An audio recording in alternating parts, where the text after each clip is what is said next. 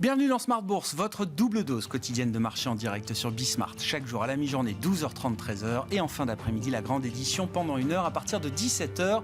Rediffusée à 20h sur Bismart TV. Émission que vous retrouvez chaque jour en replay sur bismart.fr et en podcast sur l'ensemble de vos plateformes. Au sommaire de cette édition de la mi-journée, le démarrage d'un nouveau trimestre qui démarre justement sous des auspices plutôt favorables. On a vu encore l'élan qu'ont repris les marchés actions tout au long de la semaine dernière, avec notamment la séance de vendredi qui a pu marquer une forme d'accélération de la hausse des indices majeurs aux États-Unis et en Europe. Les marchés asiatiques ce matin ont été très forts avec une hausse de 2% pour certains indices actions en Chine, à Hong Kong notamment.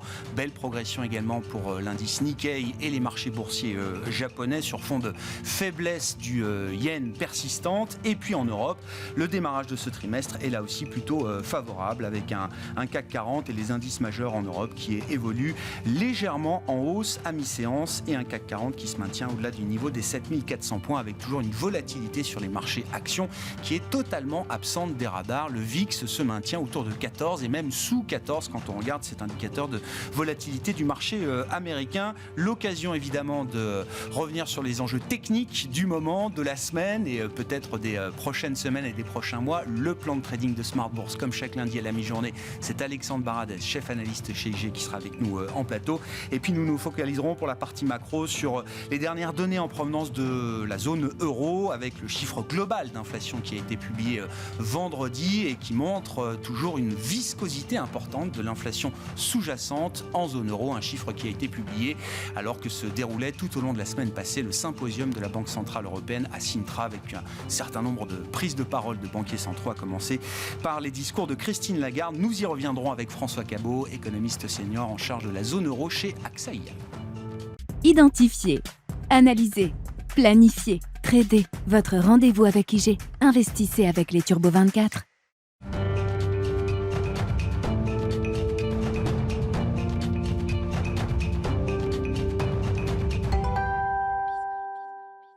Mais d'abord, le plan de trading de Smart Bourse, comme chaque lundi à la mi-journée avec les équipes d'IG et Alexandre Baradez qui est avec nous en plateau. Bonjour Alexandre. Bonjour Grégoire. Merci beaucoup d'être là. Démarrage d'une nouvelle semaine, d'un nouveau mois, d'un nouveau trimestre et d'un nouveau semestre. C'est toujours une étape charnière, une étape clé dans la vie des marchés, ce moment à mi-année qui commence avec un élan quand même qu'on a vu encore tout au long de la semaine dernière sur les indices actions américains, européens et même asiatiques pour certains pays. Oui, effectivement. Alors, c'est vrai qu'on voit un petit peu de rebond sur la Chine. Bon, le Nikkei qui a beaucoup performé, qui a un peu corrigé, qui rebondit. Ça, c'est encore un sujet un peu à part parce qu'il a déjà produit ces effets très, très haussiers.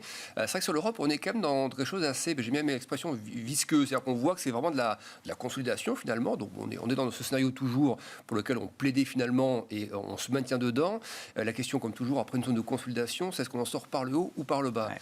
Et ça, c'est vrai que du coup, on est un peu comme les banques centrales. On est aussi data dépendant. C'est-à-dire dans l'analyse, on voit les graphiques dans quelques instants, mais on a une situation graphique qui est assez propre en fait. Le CAC 40 qu'on verra tout à l'heure est dans une zone finalement, une zone assez latérale comme le DAX. Vous parlez de la volatilité aux alentours de 13, c'est comme la volatilité des marchés américains, donc on est au même niveau de volatilité de part et d'autre de l'Atlantique. Le thème, c'est est-ce qu'on peut être tout de suite plus haut en fait, parce que dans ce rallye du CAC qu'on connaît depuis finalement le mois de fin octobre, début novembre, c'est un rallye qui était un rallye d'anticipation en fait, réouverture de la Chine, et puis des pics d'inflation qu'on touchait déjà aux États-Unis, qu'on a touché ensuite au niveau zone euro, un marché donc était déjà dans une optique de cadence monétaire qui allait un petit peu ralentir au cours du premier semestre, ce que nous avons eu, et avec des données en revanche pour la Chine qui plus récemment, au moins 3-4 mois, montrent quand même une vraie phase d'hésitation dans le rebond. Et encore cette nuit, les PMI alors, sont un petit peu meilleurs qu'attendus en Chine, mais c'est toujours la zone des 50, on est un peu au-dessus, un peu en dessous. Il n'y a pas de vraie dynamique, de vraie impulsion qui s'est faite là-dessus. Donc le CAC est quand même très tourné vers ces zones-là, via le luxe notamment, mais aussi plus globalement la zone euro. Quand on regardait les chiffres de l'Allemagne, il reste très moyen. L'enquête IFO récente montre que les exportateurs sont assez inquiets pour les 3 prochains mois. Donc on se dit, pour aller plus haut, à ce stade, ça peut se faire à très court terme que par des biais d'impulsion sur l'inflation, par exemple, vraiment des belles surprises d'inflation, juillet, août, où on voit que l'inflation cœur commence à accélérer à la baisse. Mais s'il y a toujours cette inflation cœur qui reste, et on l'a vu encore en zone euro et aux États-Unis via l'inflation PCE qui reste assez collante, on ne voit pas de message changer de la part des banquiers centraux. C'est-à-dire que même si on a conscience qu'ils n'iront pas trop loin sur les taux, qui sont plus proche de la fin que du début quand même, Il n'y a toujours pas le message. Toujours pas et on a l'impression que le marché a aussi un petit peu acheté ça, a acheté un peu ce sentiment que les banquiers centraux pouvaient commencer à parler un peu moins agressivement, mais les dernières déclarations de Powell devant le Congrès et ensuite aux formes de Sintra, puis les propos de Christine Lagarde, ils sont sans équivoque. C'est pour l'instant, on continue de monter et septembre on verra peut-être, mais juillet en tout cas, vous irez droit. Donc c'est une situation où on se dit, pour que le marché aille plus haut, les catalyseurs, je ne vois pas quels peuvent-ils être à part ceux de l'inflation. Si c'est que de la macro, on est plutôt à une bonne place et donc on devrait continuer à avoir en fait les indices consolidés tout simplement. C'est ça. Quand vous dites l'inflation serait un catalyseur, c'est une désinflation encore plus marquée pourrait être positive pour les marchés actions à nouveau, Alexandre. Oui, parce que jusqu'à présent, il y a quand même eu l'idée que l'inflation c'était une fonction de l'activité économique et que s'il y avait de l'inflation et si les banques centrales devaient monter leurs taux, c'est qu'il y avait cette résistance et cette résilience de l'activité économique. Dont les marchés actions et dont les entreprises ont profité et dont les actions de ces entreprises ont profité sur le plan boursier. Alors, dû compléter, c'est que la désinflation, en tout cas que la baisse, la pression sur l'inflation cœur se poursuive, mais qu'une résilience de la macro. Ce qu'on a pas aux États-Unis. C'est un peu boucle d'or de ce point de vue-là, jusqu'à présent. Mais en Europe, et vous en parlerez sûrement après, on a des indices d'activité, on voit qu'ils ont quand même pas mal ralenti. Et aux États-Unis, je ne vais pas faire trop long, on voit que les données hard se maintiennent plutôt bien, mais on sait qu'il y a toujours un lag. Les données qui nous parviennent actuellement, c'est données d'il y a 1 mois, 2 mois, mais les indicateurs avancés, il y a une grosse semaine de rendez-vous, là, ISM manufacturier et services, c'est aussi un bon repère parce que les données hard, c'est une chose, les soft data, si elles continuent de montrer un ralentissement, est-ce que ça ne veut pas dire qu'à un moment donné, les données hard vont aussi y aller? Donc, moi, je trouve qu'on a, et on va voir sur le graphique du CAC, ça, c'est le CAC en graphique 1 heure, donc on voit les derniers mois de progression. Donc, on voit bien cette phase de consolidation qui est assez propre, et on revient chercher le bas de ce qu'on peut qualifier d'ancien biseau, en fait. On est sorti par le bas, il y avait eu 3 tests, on les voit ensuite, ce qu'on appelle les pullbacks, on vient chercher à 3 reprises la zone, ça retombe à 7100 et ça remonte à 7004. Donc moi, pour commencer à être un peu plus confiant sur la sortie par le haut et ensuite l'attaque des 7008 et 8000, il faudrait quand même aller chercher 7005, 7006. Là, c'est à nouveau un test, si vous voulez. Donc, une consolidation. Le dernier record du CAC, c'est fin avril. Voilà, c'était fin avril. Donc, il n'y a pas 7000, quasi 7006. Voilà. Si on poussait le raisonnement de la consolidation un peu plus loin, si les marchés plutôt voulaient le pousser, le bas de mars pour être une zone où en fait on a rebondi, marqué le nouveau record, on flotte un peu, mais si vous avez une macro qui n'est pas très favorable, une inflation qui reste collante et un discours de banquiers centraux qui ne bouge pas, on peut considérer que le risque de revoir le point de bas de mars dans une phase de consolidation, j'insiste, là j'ai zoomé sur les derniers mois, mais le point bas, le gros point bas c'est 5006, les points hauts 7006, on pourrait naviguer entre 7006 et 6008 pendant quelques temps avant de sortir par le haut. Donc c'est pour ça que je considère qu'à ce stade, le dernier mouvement de la dernière semaine n'est pas encore concluant. Il faut s'installer entre 5007, 7005 et 7006 quelques jours au moins, quelques clôtures daily là-dedans. Et là, on pourrait dire, voilà, le marché a purgé le plus dur à 7100 et il repart. Un des éléments marquants aussi de ces derniers mois et du premier semestre, c'est la capacité des investisseurs à sous-estimer la résilience des résultats des entreprises et donc à être quand même régulièrement, pour la plupart d'entre eux, sous-investis sur les marchés actions. C'est ce qui marque quand même ce rallye démarré depuis l'automne dernier. On était dans un pessimisme exacerbé, excessif à l'époque. On n'est plus dans cette situation-là. Est-ce qu'on est déjà dans des zones de complaisance ou est-ce qu'on est dans des zones faire, comme disent les anglo-saxons aujourd'hui?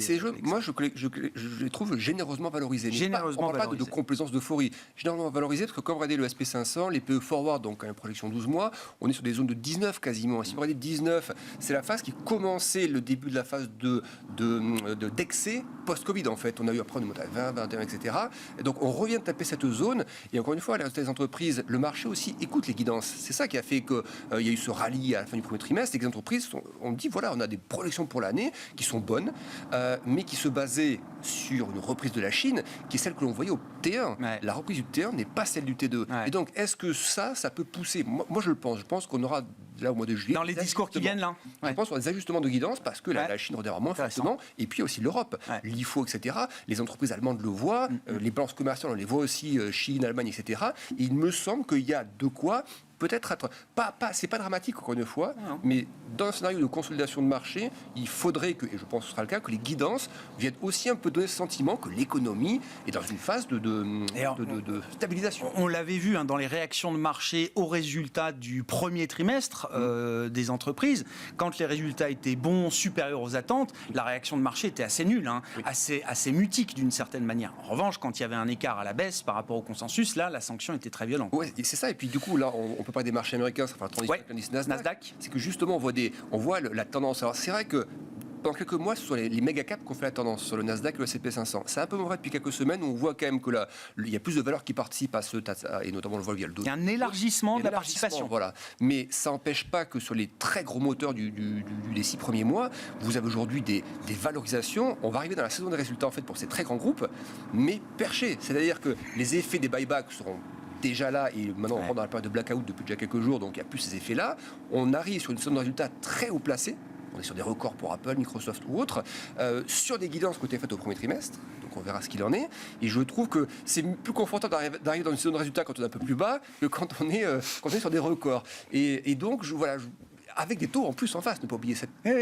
qui se sont retendus, bien sûr. Qui sont retendus, bien sûr. Taux réels qui progressent aussi, qui progressent depuis quelques semaines à nouveau. Donc, normalement, encore une fois, dans un monde à peu près normal, le marché devrait consolider par rapport à ça un petit peu. Et donc, le Nasdaq, je vous l'ai mis à l'écran, on revient sur une zone, alors c'est une zone de résistance parmi d'autres, c'est pas forcément, mais elle est quand même importante. On voit, au 2022, ça avait été les 2 points qu'on avait touchés avant de lâcher. Donc, on revient quand même sur une zone qui est techniquement un peu marquée. On a un retracement dessous, j'ai mis en violet le premier retracement en dessous et en pourcentage. Donc, moi, je pense qu'il y a de la place, à la fois en termes de micro et en termes de macro, en termes d'effets alternatifs via les taux. Il y a la place pour que le Nasdaq puisse se balader entre ces 2 grosses zones rouges, en fait, la zone de résistance et la zone support, et en retraçant un peu sur le Fibo. Et vous voyez, c'est pas un scénario où on pense que ça va retomber par le bas, etc. Ça, je crois pas du tout. C'est pas une rupture. C'est pas de rupture. Pourquoi une rupture? D'ailleurs, les banquiers centraux ne le permettront probablement pas. Ils n'ont pas fait tout ça pour que tout décroche et que tout redevienne très volatile. Mais je trouve qu'il y a trop peu, par contre, de volatilité actuellement. À 13 de vol, il y a quand même on se couvre plus, en fait. Alors, on peut dire, c'est les options un jour, etc., qui prennent le relais. Alors, on a quand même vu, il y a 1 mois et demi de ça, il y avait déjà les options un jour, et ça n'a pas empêché d'avoir des vagues à un moment donné sur le VIX. Donc le VIX, moi je suis persuadé qu'il n'est pas mort et enterré, et que si une stat ne tombe pas là où on l'attend, ou si une déclaration de banquier central, de banquiers centraux n'arrive pas au bon endroit, le VIX se réveillera de la même manière qu'il le faisait auparavant. Donc moi je plaide pour un peu de consolidation comme sur le Nasdaq. Qu'est-ce qu'on peut dire de l'or? C'est intéressant, vous avez évoqué effectivement les taux réels, la nouvelle progression des taux réels qui limite effectivement à ce stade la dynamique des prix de l'or. Oui, et ça qui est assez intéressant de voir, c'est que sur le marché d'échange, par exemple, il y a une réaction. On voit que le dollar s'est réapprécié. C'est pas dramatique, c'est pas des mois énormes, mais le dollar était sensible au dernier mouvement sur les taux. On rappelle que les taux se sont retendus un peu plus fortement ces derniers jours et que les indices actions ont aussi grimpé au même moment. Et or, il y a des actifs, si on regarde les devises, le dollar s'est renforcé. Si on regarde l'or, il réagit. Taux nominaux, taux réels, à l'effet dollar aussi. Donc, beaucoup d'actifs réagissent à ce que l'on voit sur les taux depuis peu, mais le marché action, lui, semble faire la sourde oreille. Donc, est-ce qu'il attend finalement d'être un peu cueilli par le résultat en espérant que ça arrive pour pouvoir prendre un peu ses gains? Mais ce qui est marrant de voir, c'est que d'autres actifs comme le gold réagissent parfaitement bien à la question des taux et du dollar. Donc, il ne faut pas chercher à pousser les feux dans cette phase-là. On voit qu'on revient sur des supports, donc on va faire attention là-dessus. C'est très bonne zone, par contre, pour les investisseurs patients. Ça, c'est des zones, on revient un peu au milieu de terrain pour l'investisseur qui moyenne ses positions. C'est des zones favorables, mais ça envoie quand même un message sur le niveau des taux américains, le niveau du dollar.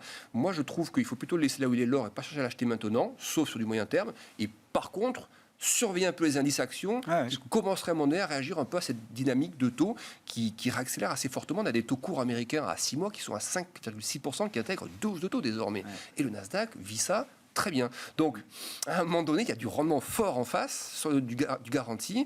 Pourquoi alimenter un peu plus la prise de risque, si ce n'est avoir des résultats qui cassent la baraque, ce dont on peut peut-être un petit peu douter quand même pour ce T2. Bon, on aura effectivement la séquence résultats commencera dans une dizaine de jours, je pense, une semaine pour les grandes entreprises américaines. Merci beaucoup Alexandre. Alexandre Baradez, chef analyste chez IG pour le plan de trading de Smart Bourse, chaque lundi à 12h30. Identifier, analyser, planifier, trader. Votre rendez-vous avec IG. Investissez avec les Turbo 24.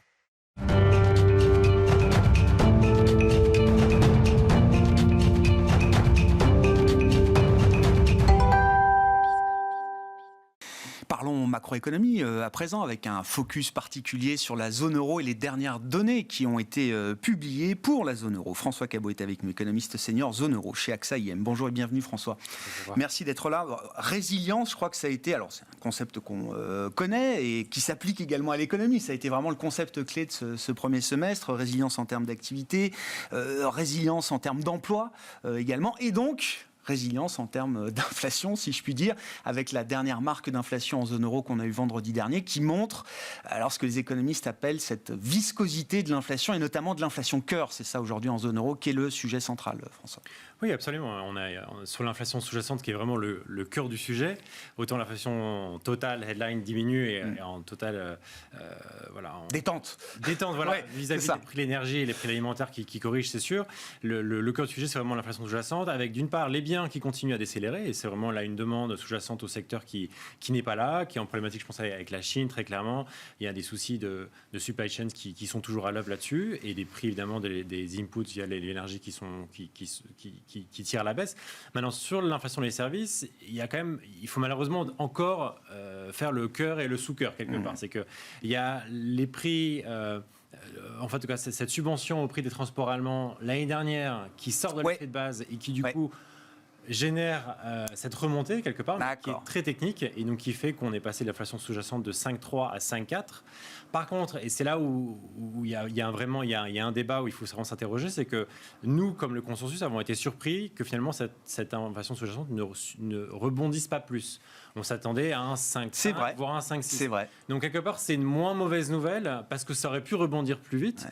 Et là-dessus, effectivement, il faut se poser la question sur est-ce que c'est pas ce secteur des services qui prend le rebond technique, parce que voilà, c'est l'effet de base et on ne peut pas y faire grand-chose, c'est du 0,1, 0,15, et là-dessus, on est tout à fait dans les clous. Par contre, on n'a pas finalement cette traction du secteur des services qu'on pensait, cette résilience qui tenait jusque-là et qui aurait pu donner lieu effectivement à des prix qui auraient pu être un peu plus dynamiques. C'est-à-dire que si on nettoie effectivement l'appréciation de l'inflation cœur, de ces éléments allemands, d'effets de base techniques, et qu'on regarde la situation en séquentiel, pas forcément d'une année sur l'autre, oui, on est à un moment de début de détente de l'inflation cœur en zone euro. Voilà, on est à un moment de stabilité où effectivement, où on pourrait être effectivement à ce tournant, à la croisée des chemins, où jusque-là c'était très délicat de voir une tendance claire, parce que rappelons-nous, on a eu le pic de l'inflation sous-jacente à 5,7 en mars.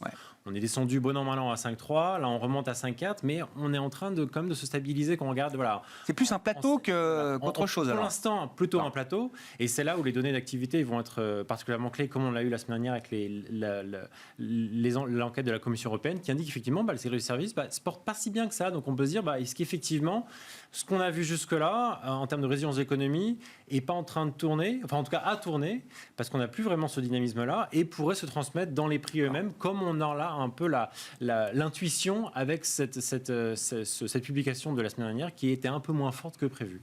Et là, vous dites, parce qu'il y a toujours cette lecture très difficile pour les économistes entre les données dures et les données d'enquête, mais vous dites la persistance quand même des enquêtes a montré ce ralentissement ou la perspective de ralentissement. À un moment, c'est quelque chose qui doit se matérialiser. Le rattrapage qu'on a eu dans les services et qu'on a encore dans les services, l'activité touristique, la restauration hôtellerie, etc., ce qu'on raconte en zone euro depuis quelques mois, ce phénomène-là va quand même s'épuiser à un moment ou à un autre. Absolument. De toute façon, il doit s'épuiser parce que naturellement. Voilà, déjà naturellement parce qu'on était en phase de reprise post-Covid, parce qu'effectivement la Chine, on espérait peut-être beaucoup, voire sûrement trop en premier début d'année, en fait, ne nous rattrape pas et ne vient pas soutenir le cycle de ce côté-là. Et puis on a de toute façon le cycle de politique monétaire qui se durcit, et après, et ça c'est plus pour 2024, effectivement la politique budgétaire qui peut-être jusque-là joue un rôle encore assez important de soutien à l'économie, qui ne sera plus là. Donc de toute façon, il devait se retourner. Je pense que là où il faut être attentif, c'est peut-être qu'il se retourne peut-être un peu plus vite, un peu plus tôt que prévu, sans non plus être catastrophé, mais qu'on a effectivement moins ce soutien dans les enquêtes de conjoncture à très court terme qu'on ne pouvait l'avoir il y a 2-3 mois. Donc là-dessus, effectivement, point d'attention sur un retournement peut-être un peu plus, pas rapide, mais en tout cas en avance dans le temps par rapport à ce qu'on pouvait penser il y a quelques semaines. De plus en plus dans le discours de la Banque Centrale Européenne, porté par Christine Lagarde ou les membres clés du board de la BCE, on constate l'attention qui est portée au marché du travail, c'est-à-dire quand on essaye d'expurger le cycle de ces situations d'inertie, de décalage post-Covid, reprise, etc. La clé devient quand même ce qui se passe sur les marchés du travail en zone euro. François, est-ce que c'est une bonne façon de voir les choses pour une banque centrale comme la BCE, c'est-à-dire que le marché du travail, on nous apprend que c'est toujours un peu retardé dans le temps comme indicateur. Est-ce que c'est le cas, effectivement? Et quelles sont quand même les données qu'on peut avoir de ce point de vue-là? Est-ce qu'on a des micro-signes d'un début de ralentissement, d'atterrissage, des tensions qu'on observe sur le marché du travail ou les marchés clés du travail en zone euro? Ou est-ce qu'on est encore dans quelque chose qui ressemble à une course vers le plein emploi, pour dire les choses? Oui, donc effectivement, on a un atterrissage en douceur qui apparaît dans les données de conjoncture d'enquête, donc les données soft. Donc c'est celle qui, là, on a joint là, donc c'est les tout derniers points et qui nous indique effectivement on a un atterrissage. Par contre, effectivement, c'est un atterrissage en douceur. Donc on est encore à aller chercher des créations d'emplois, des tensions sur le marché de l'emploi qui sont pas près de partir de ce côté-là. Donc c'est sûr que voilà, c'est des données en retard et au plus en avance de ces données en retard, on est encore quelque part assez bien orienté et on va vers un atterrissage, mais pas du tout effectivement quelque chose de dramatique, de catastrophique. Et là-dessus, effectivement, le ton de la Banque centrale est très compliqué parce qu'elle regarde en arrière pour donner pour donner une indication sur ce qui va se passer. Et c'est là où peut-être Sintra, en tout cas dans donc l'événement annuel de la BCE qui se déroulait la semaine dernière. Exactement, a donné un bon équilibre. C'est-à-dire qu'on a remis sur la table ce message de juillet et puis après on voit, donc là pas de nouvelles. Mais par contre effectivement de se dire qu'on est peut-être plus haut pendant plus longtemps. Donc sans aller toucher septembre ou après, on a vu effectivement les pricing sur la partie courte de la courbe janvier, mars prendre 6-7 points de base en définitive en fin de semaine. Donc là effectivement c'est pas tant le pricing court qui bouge, mais plutôt de se dire que voilà, on va être là pendant plus longtemps que ce qu'on pensait et effectivement donner lieu à cette pression finalement nécessaire sur l'économie, pas tant monter très haut, beaucoup plus haut, parce que là le territoire restrictif est évident, mais effectivement donner l'indication aux entreprises que voilà, les tensions vont être compliquées et qu'elles vont devoir effectivement jouer finalement avec un prix de l'argent qui va être élevé pendant longtemps. Qu'est-ce qu'on peut dire spécifiquement de l'Allemagne face à ces sujets, notamment l'Allemagne, alors qui a marqué quand même 2 trimestres consécutifs de contraction de son activité économique, le manufacturier. Il y a aussi l'idée d'une consolidation budgétaire toujours présente en Allemagne, qui doit peser un peu quand même, j'imagine, sur le PIB tel qu'il est calculé. François, 2 trimestres de contraction, est-ce que l'Allemagne en sort au 2e trimestre? On n'a pas encore les chiffres publiés du 2e trimestre, bien sûr, mais on les aura au cours de l'été. Est-ce que c'est une situation qui peut perdurer, persister au-delà de 2 trimestres? Non, je pense que les données d'activité de court terme nous indiquent effectivement plutôt un rebond maigre, mais plutôt une sortie de cette récession technique, donc plutôt une croissance molle, 0,1 voire 0. Donc on pourrait le considérer presque comme une continuité finalement de cette récession. Voilà, c'est compliqué de voir un indicateur positif sur l'économie allemande du point de vue de la conjoncture sur l'activité.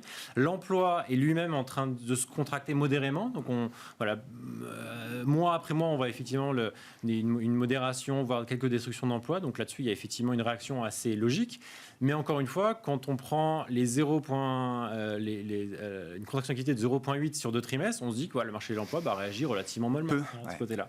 Par contre, et c'est là où j'en reviens peut-être à votre question précédente, sur la réaction de le marché de l'emploi et sur les tensions salariales, c'est que il faut quand même garder vraiment en tête le fonctionnement institutionnel du marché de l'emploi en Europe. Et notamment en Allemagne, qui est sur une négociation décentralisée, qui porte sur plusieurs mois, voire plusieurs années. Et donc là-dessus, finalement, un peu à l'image de ce qu'ont réussi à obtenir les fonctionnaires allemands, de 10, quasiment 11% sur 2 ans, finalement, on est loqué avec quasiment 5% de croissance des salaires sur 2 ans. Et donc, même si au milieu de ça, finalement, l'économie est plutôt en train de tanker et de moins bien se porter, d'un point de vue de pression salariale et pour la BCE derrière, ça va effectivement dire quand même une nécessaire réaction pour maintenir l'inflation. Cette rigidité, vous dites, ou ce cadre institutionnel impose une rigidité au salaire qui va se retrouver dans l'inflation cœur et dans la fonction de réaction de la BCE. Voilà, tout à fait. Et en plus de ça, ce qui rend l'équation compliquée, c'est que, sur l'Allemagne, on a effectivement une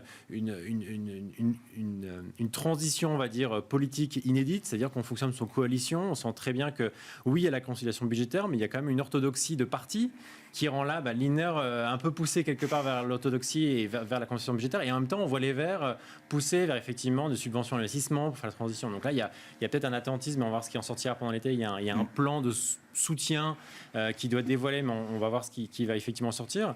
Et ce qui révèle par ailleurs aussi des complications liées à la fragmentation, enfin en tout cas à la divergence qu'il y a au sein de secteurs dans l'économie. Et ça, c'est vrai dans l'économie allemande et c'est vrai dans l'économie de la zone euro, qui feront effectivement la lecture compliquée sur les perspectives et qui rend finalement cette productivité qui est au cœur du marché du travail trop faible, avec une vue relativement persistante sur cette question. Oui, ça a été un point soulevé dans le discours de Christine Lagarde à Sintra.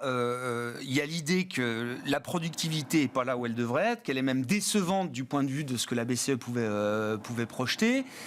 Est-ce qu'on peut imaginer quand même, au cours des prochains trimestres, semestres, une reprise de la croissance de la productivité qui manque cruellement aujourd'hui et qui explique ces tensions qui se retrouvent dans les coûts salariaux, pour dire les choses simplement?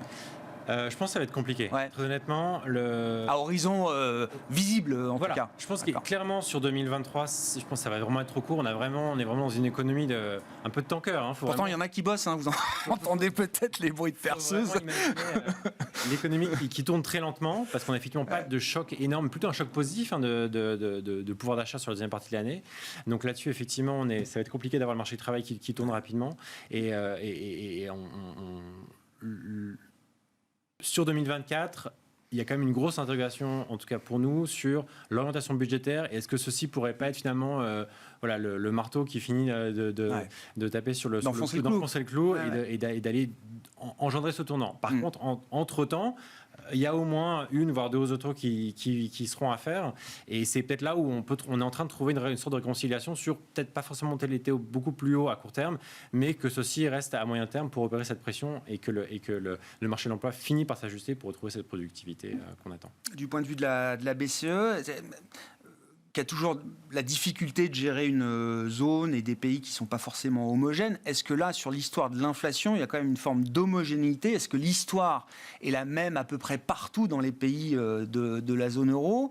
Est-ce que, d'une certaine manière, ça rend le job un peu plus simple pour la Banque Centrale Européenne? Est-ce qu'on constate des écarts? J'ai vu l'Espagne est à 2%. Oui, tout à fait. La Suisse, qui n'est pas en zone euro, et marque à 1,7 ce matin son inflation. Donc, il y a quand même des écarts importants en termes de niveau d'inflation. Il y a des énormes écarts liés à l'exposition énergétique, liés à la réponse de politique budgétaire, la France, et il y a notamment sur l'Espagne et le Portugal qui sont un peu en dessous, notamment l'Espagne, parce qu'ils ont effectivement décorrélé leur prix de l'électricité et du gaz en avance par rapport à nous, lié à une exemption accordée par la Commission européenne. Et donc là-dessus, effectivement, dans la BCE... Mais l'histoire sous-jacente, elle est aussi différente? Mais par contre, effectivement, l'histoire sous-jacente reste beaucoup plus homogène, avec un peu à l'opposé de ce qu'on a eu dans le passé, finalement des pays du Sud qui sont encore en rattrapage avec leurs services via le tourisme et qui est encore très dynamique, et des pays du Nord, l'Allemagne pour ne pas la nommer, qui est beaucoup plus en difficulté. Donc là, effectivement, une sorte de convergence à l'envers par rapport à ce qu'on a eu dans le passé, mais néanmoins